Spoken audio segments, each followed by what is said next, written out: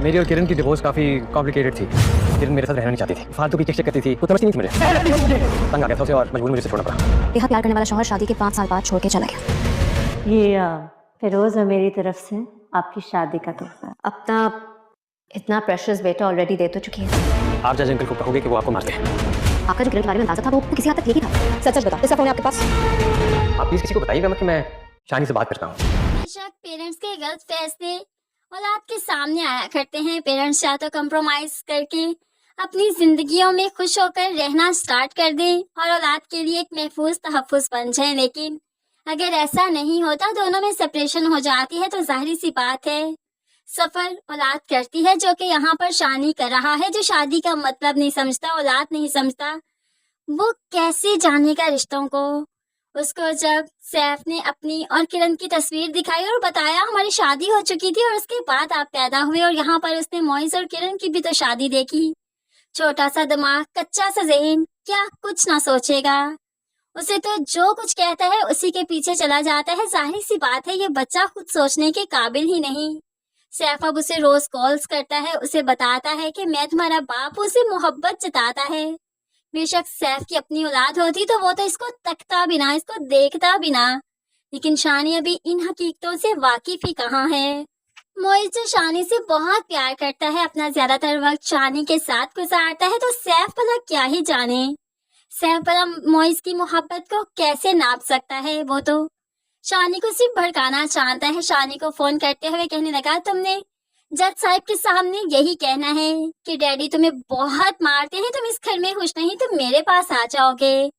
अब शानी जिसने अपना इतना कार्टून से बड़ा हुआ कमरा देख लिया, तो वो कैसे मुमकिन है कि यहाँ पर रहेगा जहाँ पर फिरोज साहब काफी सख्ती करते हैं। इसलिए तो वो जाकर जज से यही कहेगा कि ये लोग मुझे खुश नहीं रखते, मुझे मारते हैं, पीटते हैं, मैं अपने बाबा के पास जाना चाहता हूँ, और ये अजियत किरण के लिए कम तो ना होगी।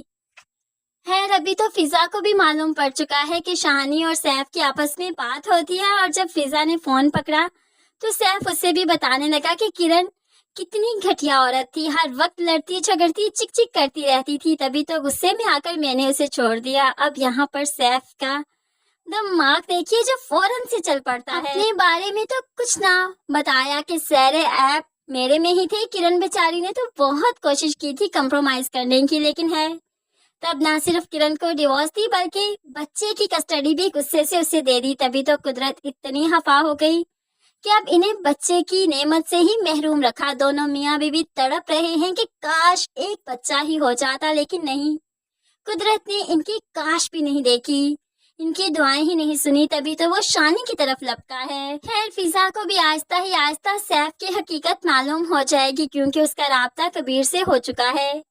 कबीर से वो जो लाइब्रेरी में मिली, तो अब दोनों की बातचीत होने लगी है, दोस्ती बढ़ने लगी है, जिसके बाद मालूम पड़ ही जाएगा कि किरण कबीर की भांजी है और कितनी बेकसूर है। उसने अपने घर को, अपनी फैमिली को बचाने की कितनी कोशिश की थी, अपने बच्चे को अच्छा मुस्तकबिल देने की कितनी कोशिश की थी, लेकिन सैफ की वजह से कोई कोशिश भी कामयाब ना हो सकी।